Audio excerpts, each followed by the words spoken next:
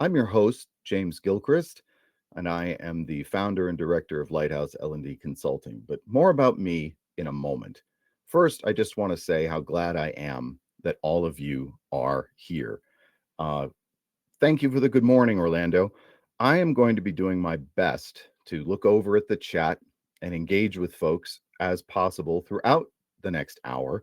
And there's a lot of engagement that I have baked into today's presentation. So I hope you will also make sure that you have your chat, polls, and handouts open and available somewhere on your screen or on another screen so that you can participate in today's course.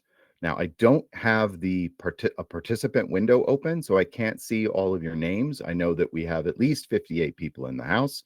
But if you want me to see you, go ahead and put something in the chat. So why are we here? Well, today we're going to be taking a grounded, practical look at what consistently sets top performing courses apart in iSpring course creation contests and also in real world learning design. We're going to talk about what helps learners succeed and why that also wins contests. You're going to be asked to weigh in. So again, keep your eye on the chat. Hey, love to see those coming in. Alana, hello, Maria, David Smith. Wonderful. Thank you guys very much for announcing yourselves in the chat.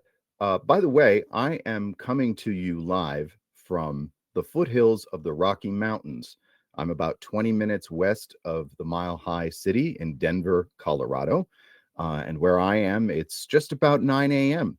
So I would love it if you guys would also, the cold, wet UK, Emily Goodchild, thank you. If you would let each other know from what parts of the world that you are joining us from today, and definitely share the weather. I know I dug myself out of 7 inches of snow yesterday, so I can definitely appreciate the cold and wet comment. What can you expect? Well, we're going to be talking about clarity. In design, we're going to be talking about confidence, namely building yours. And we're going to be talking about making design choices that help learners succeed. So if you've participated in an iSpring course creation contest in the past, or are planning to participate next year, let us know that in the chat as well. And a special hi to members of our iSpring Learning Exchange. If you are currently a member of the Learning Exchange on LinkedIn, let us know that in the chat too. What's the Learning Exchange, you ask? Well, it's iSpring's LinkedIn People First community group dedicated to connecting L&D practitioners with each other, just like we're doing today. And if you aren't yet a member, don't worry. At the very end, we're going to share a link so you can be sure to get in on all the fun. So let's get started. Angie, hello from Brooklyn, New York. Joy, good morning from the Bay Area in California, slightly sunny. Glad somebody has sun.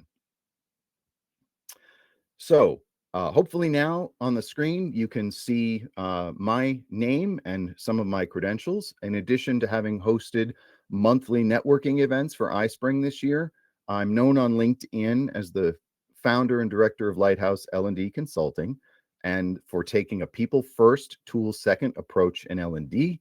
And I've spent over 20 years creating performance-focused learning programs. And now I work with business leaders around the world to implement solutions that solve real business challenges. I've also personally been a dedicated iSpring user for more than 15 years, and I was a judge and provided personalized feedback to participants for both course creation contests that iSpring held in 2025. So do connect with me on LinkedIn. Love to meet you there. Hello, Joanna from Montreal. Hey, Kara. Hello from Denver. That's fabulous. Nice to see a fellow Denverite. So, but if you're not familiar with the iSpring course creation contest, maybe you don't know what all the fuss is about. Give me a show of hands or say something in the chat to let me know if the iSpring course creation contest is something that you've never done before. So just say not done or NA or something like that in the chat. Let us know. Never done. Susan Stabler. not done. NA, awesome. Kara, Brett, thank you so much for weighing in. All right, so what is the iSpring course creation contest? Well, we're going to give you a sneak preview of what you can expect in 2026. But just as a quick summary, the competition is designed to challenge and showcase instructional design skills. And it offers you, if you participate, the chance to build a standout course for your portfolio and gain some recognition and win prizes. It's open to both beginners and experienced course developers. And there are all kinds of goodies that come along with it, like access to a Miro board and an enormous community of over 1,000 contest participants that you can connect with and talk with and ask them to give you feedback before it's time to submit. You get a long development cycle. So after the course contest starts, you can start working on your course and you could upload it in pieces and get feedback. So the idea is we want everyone to succeed, and we want you to be able to get out of the course, the contest, what you put into it. In the past, we've done contests that that distinguished between beginner levels and pro levels. But then this past summer, we instead just said, hey, create a course that's using a slide-based format, and you can compete against other courses of that format, or try to create a scrollable course. And there were some really brilliant scrollable page-based courses that were submitted by people who'd never created them before. So we'll be sharing a link so you can sign up for next year's contest before this session is over. And if you're curious to know a little bit about what other people have said who actually participated in the contest, you'll find these testimonials. These were taken from actual surveys and response forms that people answered or responded to after they participated in the contest, but also things that they said online, things that they shared on LinkedIn, things that they told their manager about the time they spent participating.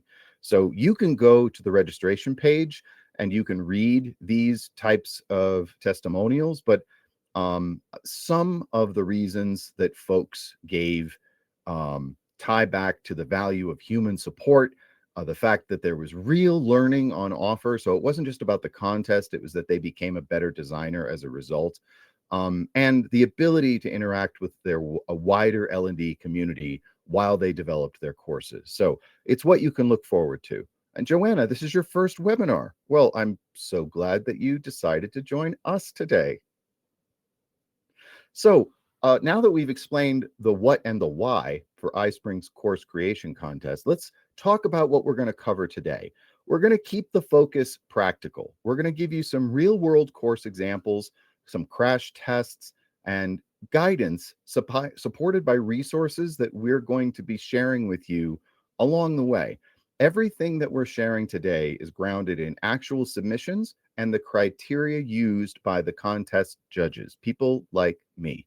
So let's look at some of those criteria. But before we do, I'd love to hear from you.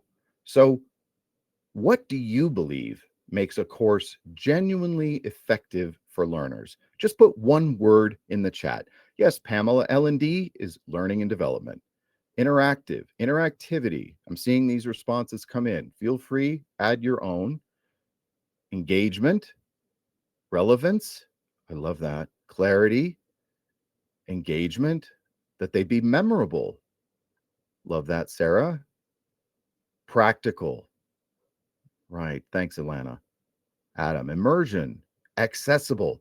Well, those are fabulous answers, and you're going to discover that much of what we emphasize in the contest is tied back to those criteria.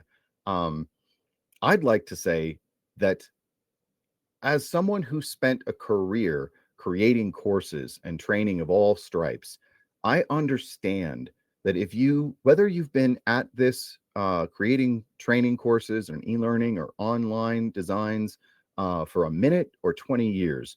Part of what drives us as creatives is the ability to take an idea and see it realized into something useful, but also something engaging, something inspiring, something creative. I mean, we're all of us creatives in our hearts. But what I really want to emphasize to folks on the call today and who join the contest is that what sets us apart from other creatives is that we are creating not just for the sake of creating and not just to connect with other humans, but to serve other humans, to provide them with an opportunity to walk away from something we created better than they were before they saw it, with more skills, with more confidence, with practical insights. So that's just sort of an overarching message that I'd like to share with everyone, that great instructional design doesn't have to be about flashy features.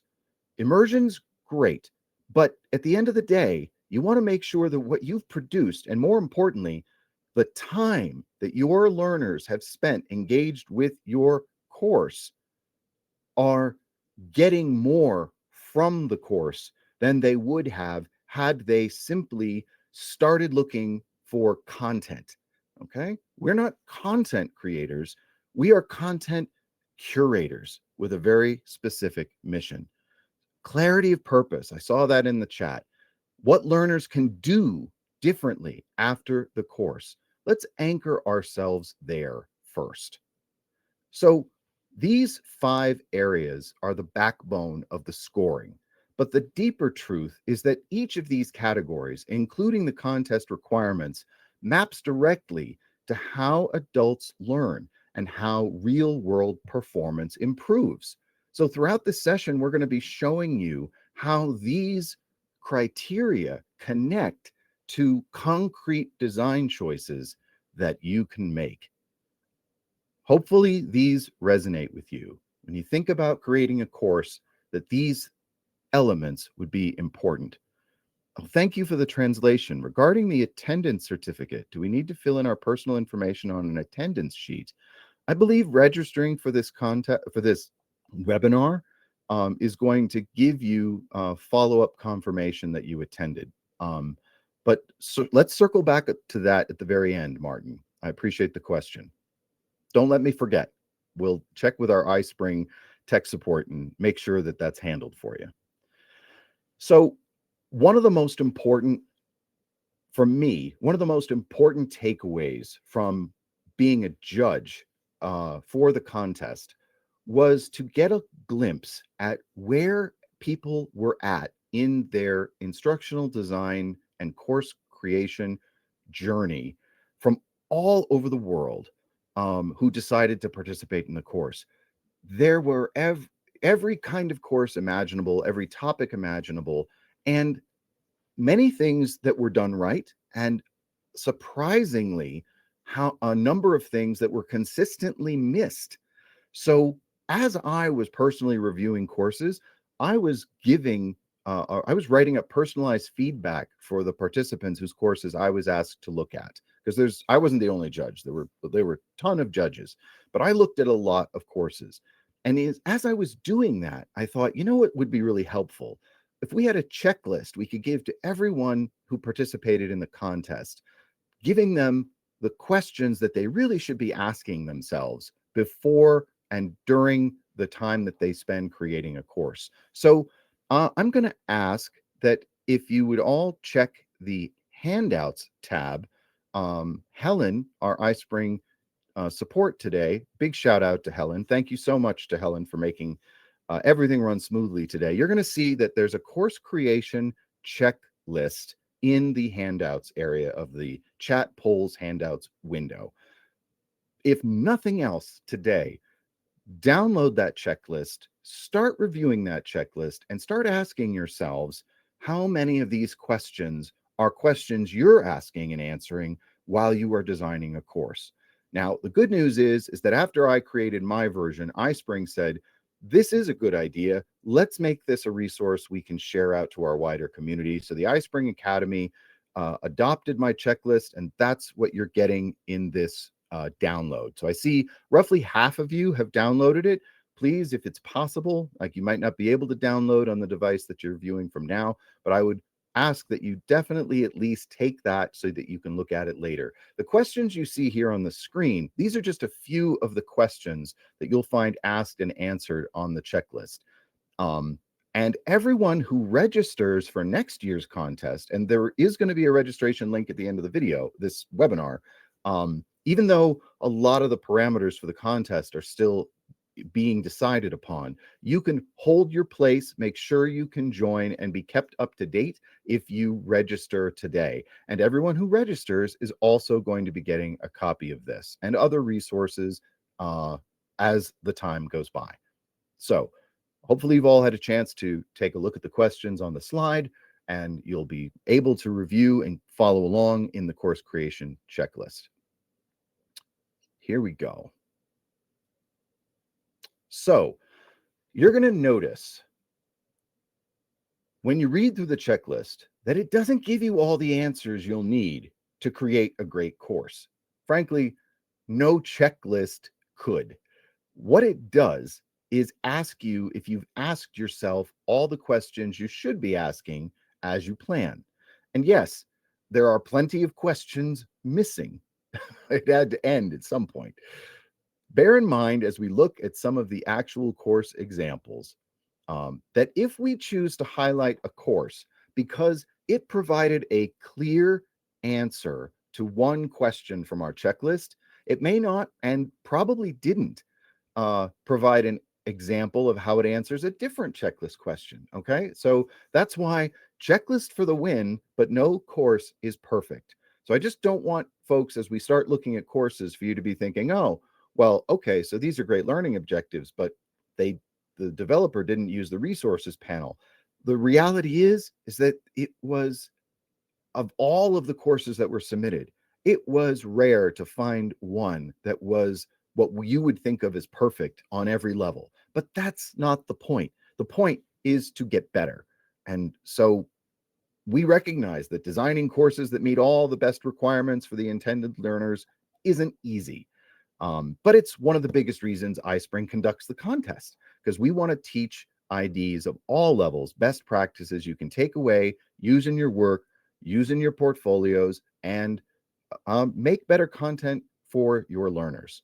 So some of the other benefits include prizes, but we are recognizing all of you, everyone who participates as a winner. And we awarded wins to courses and developers who demonstrated true excellence, and it was not an easy job. So, another question for all of you. If you look in the polls section, there should be a poll that is about to be shared that asks which of these most shape your learner's behavior. Let us know in the polls. I see some answers coming in. That's great. And the great thing about this poll is that you can all see how everyone is responding. Now, knowing your learner is more than knowing their job title. It means understanding their environment, their friction points, and their reasons for caring about the content. This is the first foundational design move that's going to separate good from great. And your answers in this poll don't reflect everyone's circumstances, right? And these are questions about a learner that should be absolutely and entirely specific to your learner. Here's a good moment for me to say to everyone thinking about joining in the next contest, a good thing to remember is that because unlike your normal environment, your normal working environment where a problem has been presented to you or a task needs to be trained on, or a circumstance and the people who are going to be taking your course are predefined, you have the opportunity in the contest to decide for whom your presentation is intended. Take advantage of that.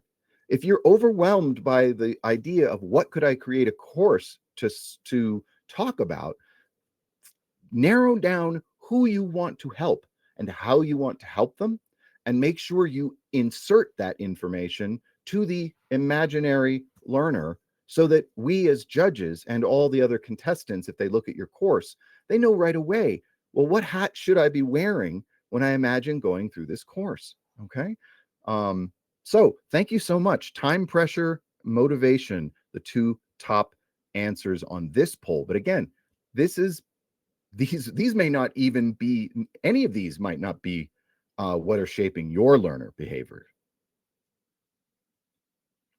So here's our first opportunity to take a look at some courses that benefited from their developer clearly demonstrating for whom specifically their course is intended. So I'm going to show you two examples. I'm going to show you two examples that demonstrate this. But remember, in the time that we have today, we aren't going to be able to go through much of any one course because we have dozens to show you. But we're going to give you a chance to get a visual and in some cases hear a little bit of what the developer did. So bear with me while I start sharing a different screen. We have a lot of these to get through today. So hopefully I will get better at this as the webinar continues. So I would appreciate it if you could give me a yes or a thumbs up or something in the chat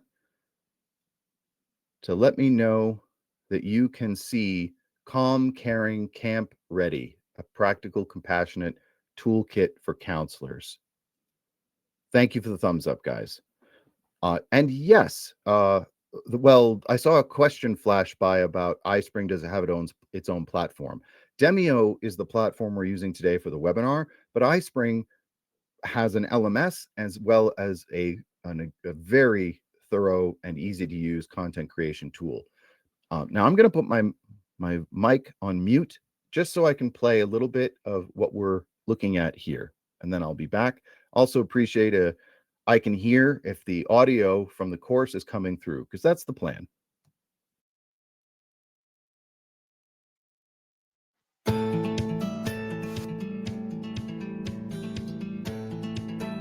Before Everkind, Shelby never felt truly safe anywhere outside our home.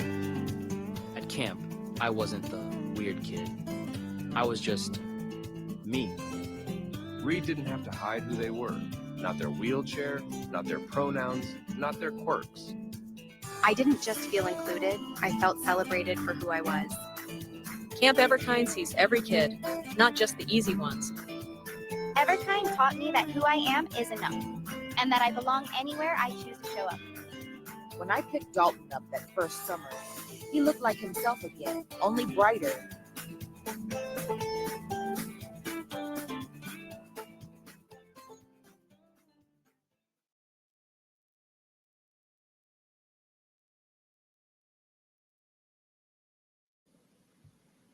Okay, so hopefully all of you can now hear me again. And I just want to point out that this developer, oh, thank you so much for commenting on what you took away from the video at the beginning of this course. I love that. And that is Jean, thank you so much for putting that in the chat. I think that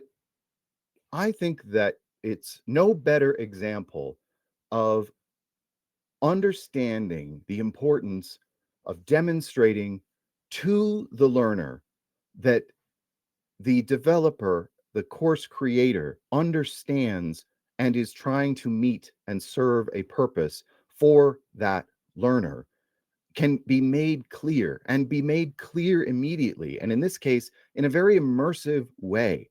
Because didn't we all have some feelings come up as we watched this? I know I've personally felt like, what a cool camp and what a great experience and what a great base, a well-deserving community who could benefit from this environment. So I just had to highlight this because it, from the beginning, the video immediately is immersive. It pulls you in, you start understanding for whom the course is for, and you immediately start identifying with those individuals. So now you feel a little bit like you've got some skin in the game, to put it that way. And then as soon as that video ends, here we have this welcome screen saying, "Hey there, counselor. So we see you. You're a counselor. That's why you're taking this course." So now, for the rest of the time you spend with this course that was created not for counselors, but as part of the contest, you can imagine yourself as the counselor and you understand the lens through which everything that follows should be seen. So I just love that is that how that was done, and that we got emotion involved as part of demonstrating that we know who the learner is. So for time, I'm going to I'm not going to show the second example for that demonstrates that the ID knew the intended learner well. Well, actually, you know what? I am. Let me just see if I can pop this open. Okay, so folks, you should now be able to see Operation Turnaround. So this is a scrollable course, and I decided just now that, yeah, I am going to show it because I think it's important to recognize how many different ways there are for you to demonstrate to a learner that this course is for them. So you can see right here, as we scroll down, you've been immediately dropped into a scenario, and the mission or the scenario goal is identified right up front. It's designed for new or developing managers. So now you can assume as you go through the rest of this course that if you are a new or developing manager, this is for you. And that's what you want. You want someone to know very soon that the course that they've just started watching is going to be of benefit to them. So let me know in the chat if that resonates for you. Is that something that you make sure you do every time? Or are you sometimes guilty of creating content that appeals to you, or maybe is very creative and immersive, but doesn't necessarily clue the learner into why they're there or if it's for them? And you are not alone. It is one of the easiest, I won't, it's not really, it's not, I'll call it a trap. It's an easy trap to fall into. Doesn't necessarily mean that your course won't deliver on its promise, but recognizing the importance of letting people know that their time is going to be well spent right up front is hard to overemphasize as important. So now, of course, and thank you, Susan and Taz, for letting me know that those resonate with you. Now, there are some problems that can arise when you don't think from start to finish about for whom a course is designed. So let's take a quick look at a course called, Welcome. My name is Mao Mao.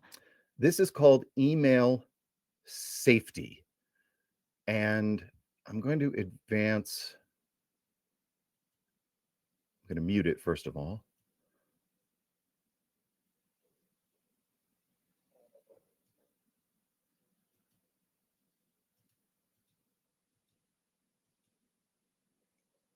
Okay, so it's funny because I'm clicking through here to remind myself of where I would learn for whom the course was. And I suspect that it happens during this video. But notice that without the sound and no closed captioning, we don't know what we're supposed to be about to learn about. And I would suggest that the developer intended for this entire course to be aimed at managers of employees, but in the opening, they don't make that clear. And there's actually some language that's a little confusing about, is this for employees? Is this, if I'm an employee, is this for me? Or is this just for managers who are managing employees? Something that simple. If you don't make sure every bit of content throughout your course is tied back to for whom the course is intended and how it's going to help them, you also risk adding confusion, right? Joanna wrote, yes, no, I create content to address an issue. I'd love to know more, Joanna. So go ahead and elaborate on that. But Laura, thank you for acknowledging that it's important to identify the goals and the objectives along with for whom the course is for.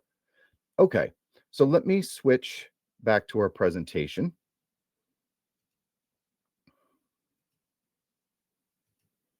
And give me a thumbs up or I can see if you can see the course again. Thank you so much, Jean. Okay. So, we saw, I was scrolling back in the chat to see who brought it up. Laura. So Laura said, it's important to identify the goal, objectives of the training, and learning objectives. That was one of the criteria, learning objectives and content consistency. That was very important to for all of our judges, and it's obviously something very important to learners. So let's just talk a little bit about what makes a learning objective actionable. So first of all, it's at a glance, if you look at your learning objectives and you see that your objectives as described, and and I used the word, on the left, describe.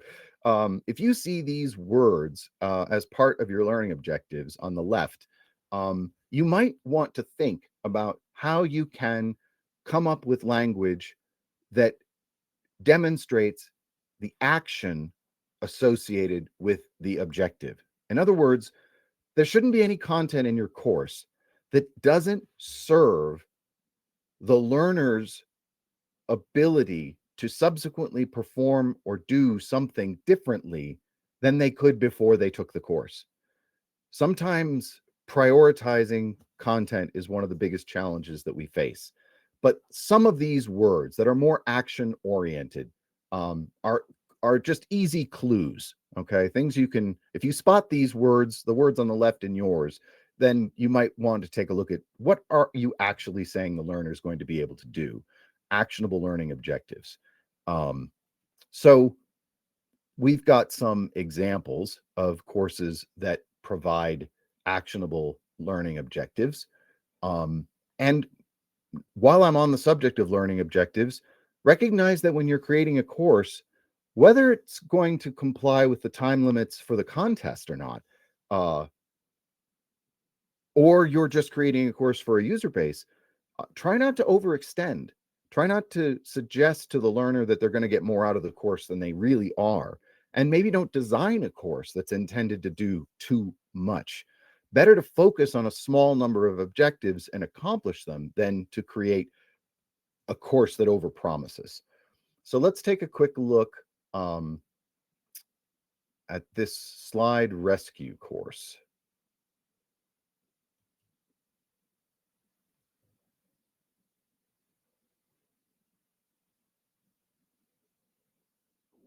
Oh, okay. All right, so let me take a look. Okay, so you guys aren't seeing this yet. So let me sorry guys, a lot of windows to share. I'm going to go back to opening it up from here. And I'm going to drag it.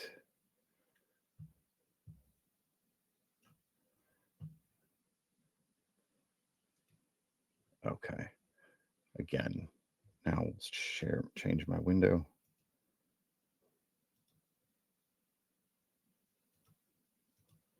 Okay, so give me a thumbs up in the chat if you can see slide rescue design for learning.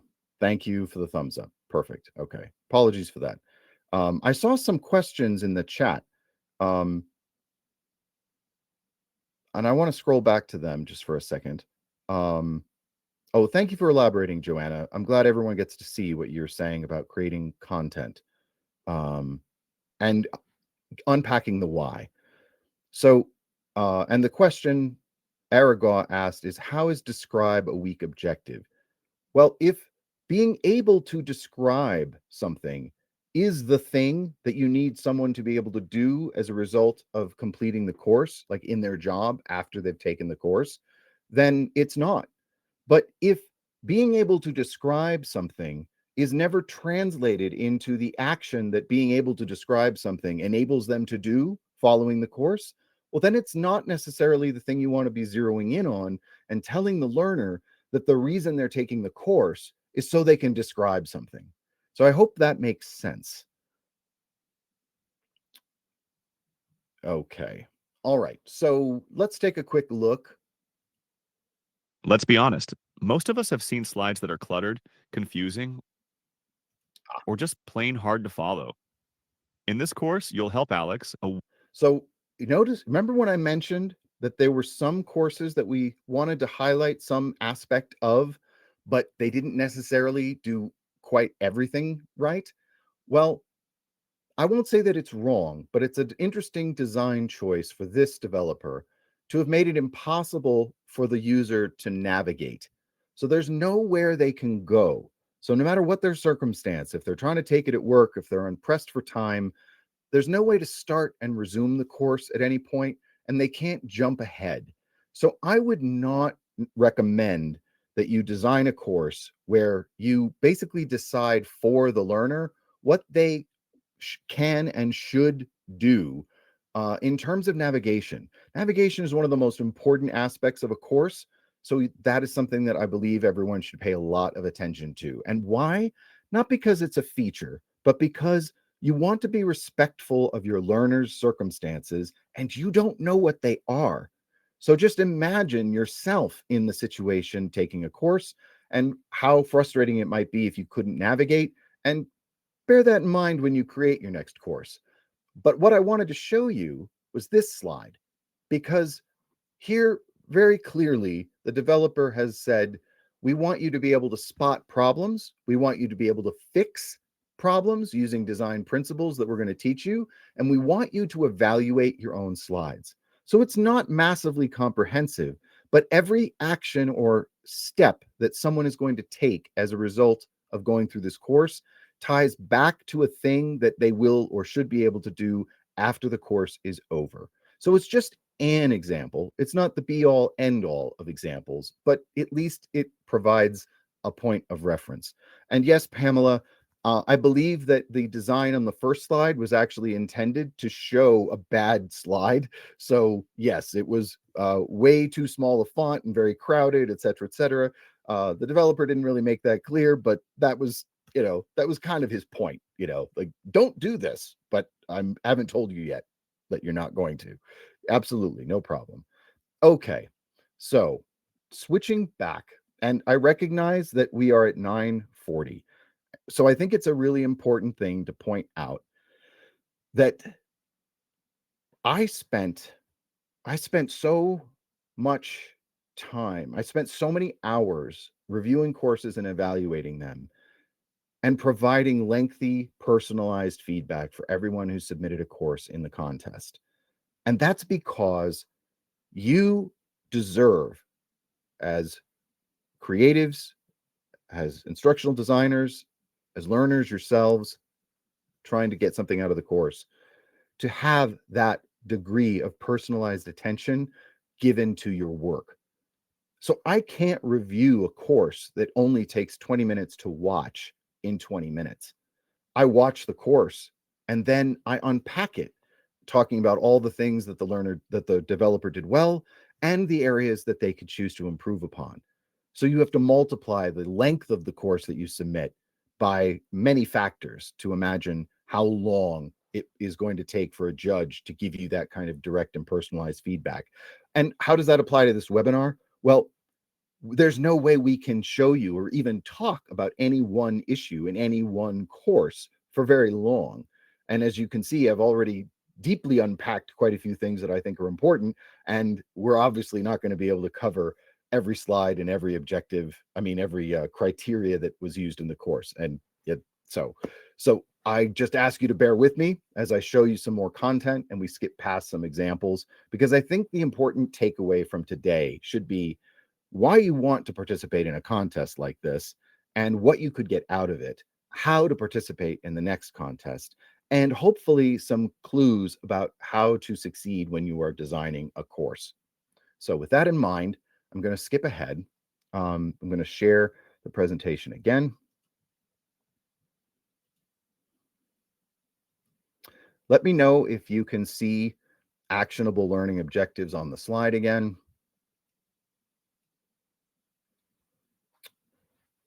Thank you very much, Alana.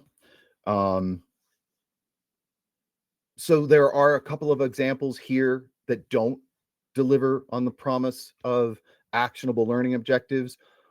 One of them fell victim to overpromising. It had way too many things that it purported to teach that it never managed to teach. And the other one was just very general.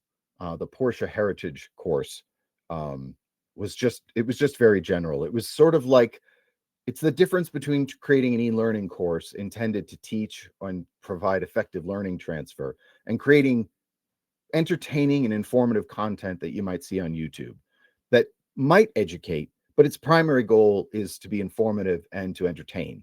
And that is a thing that I think is very important for designers of all levels to remember, that while you want to be immersive and hopefully you want the learner to enjoy the course, the most important criteria needs to be that they're learning from you. So we're going to move ahead and do a few other categories. So what's in it for me and ruthless relevance? So check the poll. And I'm not sure if this is a poll. Let me clarify that. Why do you need to know what's in it for the learner? Why is it important to let the learner know you know? So use the chat. So rather than a poll, we just want you to put in the chat your responses to this. Why do you need to know what's in it for the learner? Why is it important to let the learner know you know? Okay. And as a follow-up, does every bit of content in your course help the learner succeed? In other words, if the learner doesn't need the information to succeed, take it out of the course, because learners don't suffer from too little content. They suffer from too much. Every winning course is focused. Everything should support the stated goals. Thank you, Gene. Acknowledge the basics and advancements. I feel that there is a value element. Yes, demonstrates that your objective is helping them be more effective rather only than transmitting information. You don't want to waste their time. Great. Thank you guys so much. It helps me to know that you are understanding the point behind this message, okay? That we want to be ruthless when it comes to providing the learner with what they need, okay? Now, so we have some examples of courses that demonstrate that the learner understood why the learner should care. And one example is this course called Digital Wellbeing in a Connected World. And I'm going to drag it onto my screen. So folks should be able to see digital well-being in a connected world.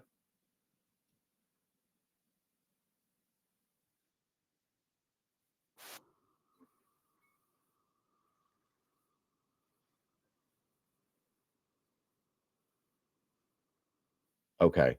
So what was interesting about this presentation was that the content didn't start out by listing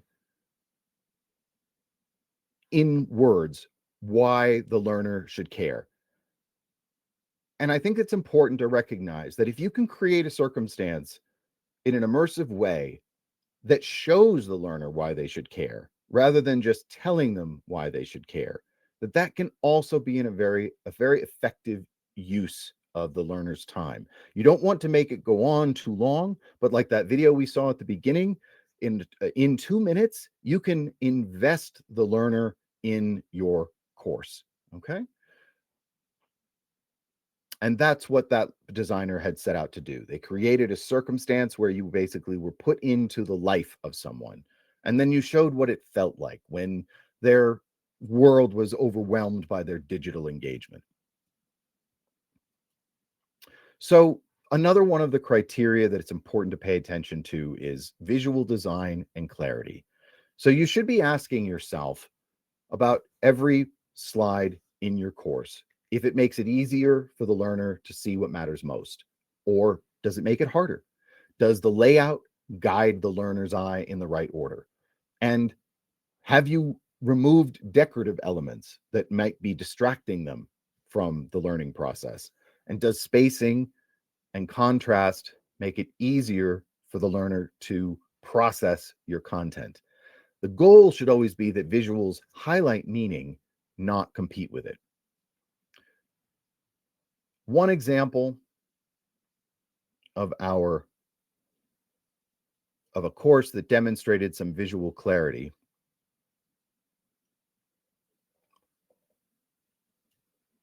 and this is a scrollable course.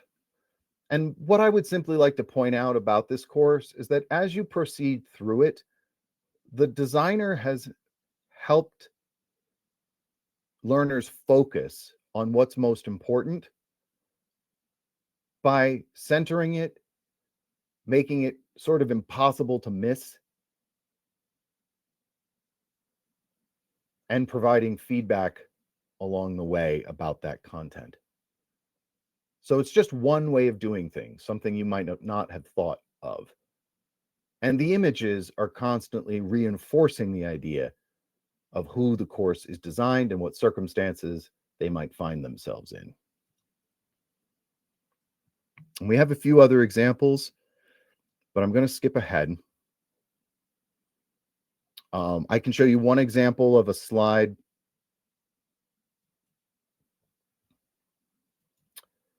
that has what you might think of as an appealing design, but doesn't offer the learner much help when it comes to knowing where they should begin and where they should end.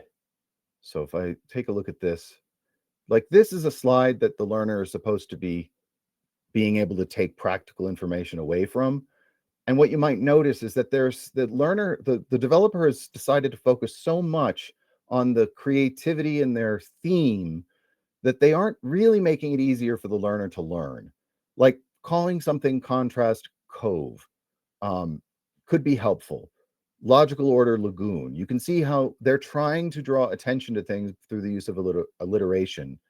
But I look at this and I think there would be a way to present this that would be less confusing and also suggest an order or an approach, or I don't know. That's just my take on it. This is an example of something that looks very illustrative and very attractive, but does not immediately lend itself to knowing what you're seeing. And so it's an important thing to bear in mind. So does your visual design add clarity? Yes, and Pamela, thank you so much. You immediately identified it as there was a way to fix this, right? She said, well, let's not have it all on the slide at once, right? If we're going to show somebody what appears to be a circular order, let's at least give them a clue where they should begin by making that the only thing that appears on the screen, right? So the answer is, in many cases, that an idea that you have might not be a bad idea as long as the execution supports the idea. Engagement that matters. So this is something important to me. I hope it becomes important to you. Meaningful engagement is not simply giving someone a variety of ways with which they can interact with your course. Okay. Changing where they click on a slide, using an accordion versus tiles versus pages versus slides, that's not engagement. When you think of engagement, you want to think about giving the learner decisions to make that have consequences. You want to create scenarios that mirror reality. You want to create branching that reinforces behavior. And you want to give them practice that builds confidence. Okay? So in the chat, let everyone know a tip that you use or an approach you use to increase engagement. I'd like you guys to be learning from each other as much or more than you learn from me. So we have some courses that really demonstrate engagement, but in the interest of time, I'm going to be skipping past them. I do apologize for that. Hopefully, the deep dive that we're giving to these topics is proving useful.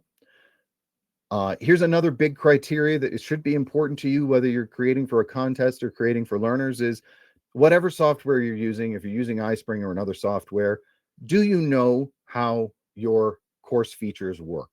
So ask yourself if you understand how an interaction is going to behave after it's published. Are you using features that genuinely support the learning objective? Have you tested feedback, branching, and navigation as a learner? Thank you. I see Jen Salwa for including your solutions in the chat. That's fantastic. Thank you so much. Branching scenarios that let learners choose their own path and give them consequences, right, Alana? That's excellent. The idea here is that you're supposed to be using the right features well, not using more features for their own sake. And that was a trap that some developers fell into. So in the polls, you should see this question: which iSpring feature do you feel least confident using right now? Now, if you're an iSpring user, definitely weigh in. If you're not an iSpring user, that's fine. We're not expecting you to guess, okay? But it is, I think, useful for people to see and share with each other maybe features that you'd like to be using but don't necessarily know how to use well. And also, this information is helpful to us because we're constantly creating new content intended to help people use the tool. So thank you everyone who's weighed in and who've answered. Audio and animation syncing, right? And we've been doing that for years, but knowing how to do it in a new tool or a tool you haven't used very much, it can be a challenge. So thanks very much. I love these are great. I love these answers. Branching and role play scenarios. Those are two of the most powerful tools that you can bake into your course. So understanding how your course works, very important. Okay. And we had examples, plenty of courses that demonstrated that people knew how the functions worked and many that didn't. It was a pitfall that many developers had. So what about accessibility? Okay. Accessibility was something that got mentioned in the chat early on. And yes, that is something that we want all developers to be thinking about. And so something to take away from accessibility is that our highest performing entries, things that consistently demonstrated well in the course, in the contest and in practice, they make use of things like consistent use of closed captions. Again, if you take one thing away from today, may it be that if you decide to put closed caption into your course, that you don't use it some of the time, that you don't forget to use it when you have a video where without it, someone has no way of knowing what's being said if they're hearing impaired, right? So use things consistently. Make transcripts something you make available to learners. Okay, again, think of their circumstance. You don't know how or when they're going to be accessing your course. What might be the most useful tool for them? It might be a transcript. Give it to them. And then visually, sufficient contrast, readable text, and alt text for essential images. So hopefully some of these concepts are resonating with you. And Taz is talking about doing live training and the difference between creating online training and live training. And those are great points to make. So we had some great courses. One was actually called Digital Accessibility in the Workplace. Fabulous course, really demonstrated a good use. And then there were some other courses that in some cases, I think they nailed some of the accessibility and then they fell down in one place where they just forgot to include it where they needed to. So it's important to have fresh eyes and to proof, which is one of our other criteria. Now, when it comes to course content that may be copyright protected or that you may not have the license to use, this is a pretty basic question, but it's amazing in today's world where we have access to so much content and tools that provide us with media and assets and even information, to forget that citing sources and identifying that you have the rights to use the content that you've included, that's a credibility issue, credibility metric, and very important. So I hope that everyone thinks about how you can ask yourself these questions. Okay. I love the, would I be confident explaining the source of every asset in this course? I mean, honestly, has anyone ever created a course where there was one piece of content that you were like, I think, yeah, I'm just going to use this, right? It's an easy trap to fall into when you don't have a lot of time. But if you don't own it or have permission to use it, it doesn't belong in your course. Okay. So we have another poll here, but Helen, I'm going to skip past this where you currently get most of your images and icons. Okay. I'm just going to move beyond this because we're running short on time and there are a few other things that I want to focus on. Proofing your work. Okay. Again, doesn't need a lot of time to explain the what it means, but it does require that you take the time to do it. Okay. And the thing that I'd like folks to remember about e-learning, if you're new to it as a medium, is that anything you're used to checking, proofing, or validating in some other format, whether it be creating a video or creating a document or creating a website, e-learning incorporates elements of all of these. So you're going to need more time to proof. So try to avoid eroding the trust of your learners or distracting them by failing to proof your work. And we have another poll here. I just ask you to consider this. Which part of your courses do you find hardest to proof? Just go ahead and put your answers in the chat. So Helen, we don't need to pull the poll up for this. But you can see maybe it's everything. And that's okay, as long as you're allowing yourself the time to do it. Yes, Arlette, all of it. Yes, all of it can be a bit much. All right. So we've almost reached the end of our time. And I'm going to click through some slide designs. These are before and after pictures.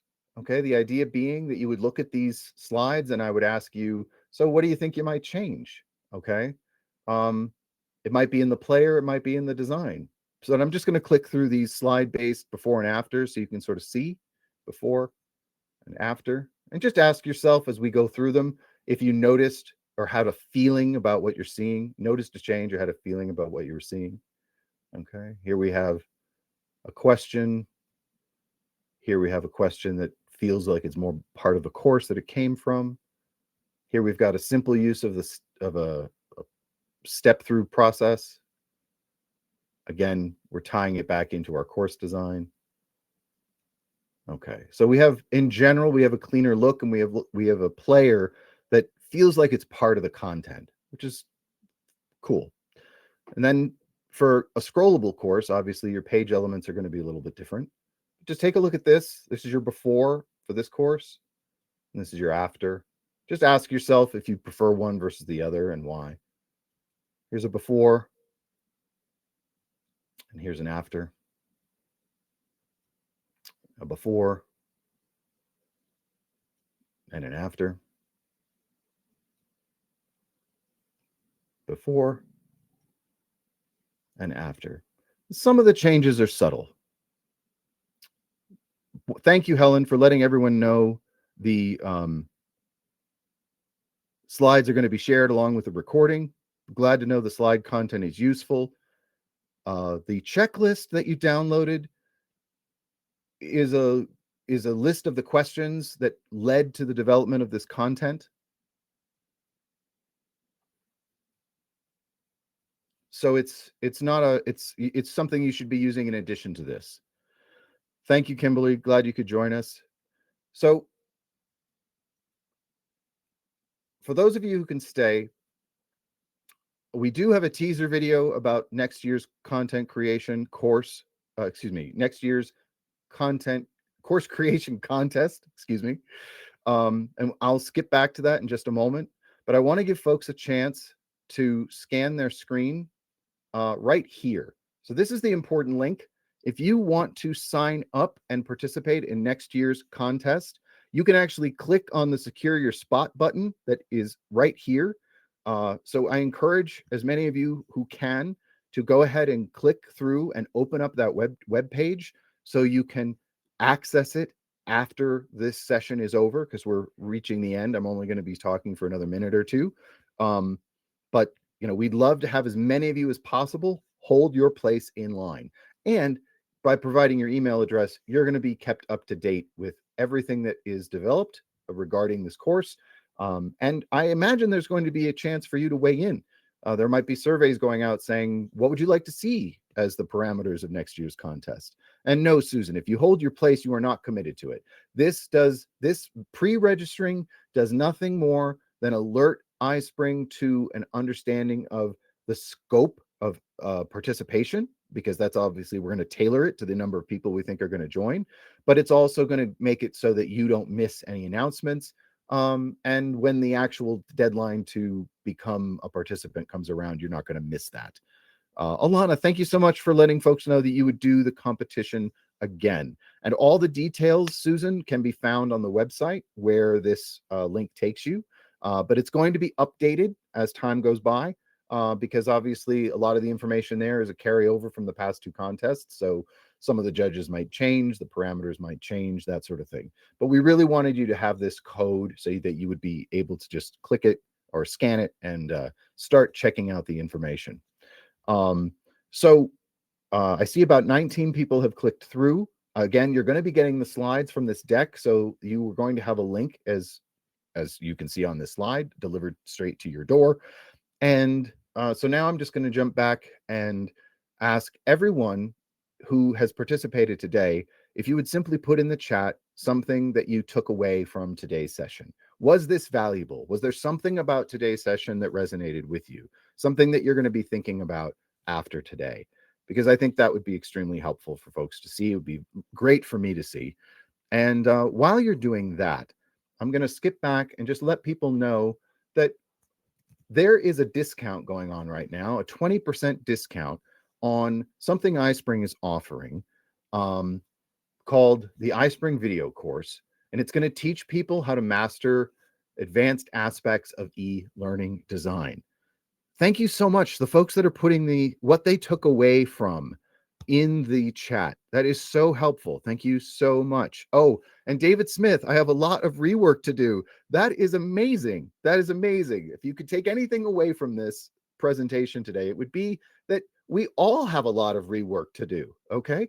And that's okay. And much better to do the work now when we're creating our content than to regret not doing it later. I did not know about scroll down presentations. Yes, absolutely, Joanna. That was an option this past year. I'm sure it's going to be an option next year. Weak versus strong learning objectives. Also, a good refresher on learning objectives. Brevity and clarity. Learning the functions in iSpring. These are all fantastic tips. So right now, the discount I mentioned regarding the iSpring video course, it's 20% off. Anna Poli is going to be the presenter for this course. And if you don't know Anna, you should be following her on LinkedIn.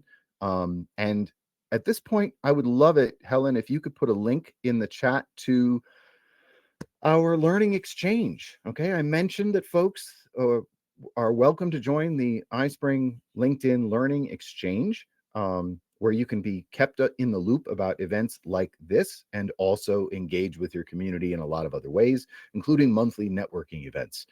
So she's got the link there. We've still got 63 people here. So thanks. I know we ran over a little bit, but I'm really glad you guys are still here. Let me just take a quick. So I think at this point, what would be great, you give me a thumbs up in the chat if you'd like to see the teaser video promoting the contest next year. It's going to give you a lot of information. Thumbs up. Okay. So Helen, I'm going to turn it over to you. I'm going to stop sharing my screen and let the video play. Thank you, guys. Laura.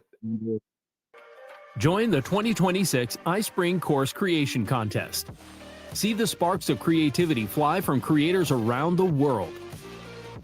These standout iSpring Course Creation Contest entries show the magic that happens when skill and passion collide. Your work could be the next highlight. Join the 2026 iSpring Course Creation Contest. Create, compete, and shine your brightest. Sorry about that. Thank you for letting me know you couldn't hear me. I was just saying how wonderful it was to present to all of you today. Thank you so much for joining. To definitely keep an eye out for the presentation deck that we will be sharing. I hope you had a chance to download the checklist. With the deck, you're going to have links to preview all the courses that we would have liked to have had the chance to go through with you today, but we just couldn't do because of time. But thanks again for letting us know how valuable the course was and why this session was valuable to you. Thank you. I appreciate all the thank yous, the claps. I hope you all have a wonderful day or evening, wherever your journey takes you. Just please remember, you can do it. Take care, everyone.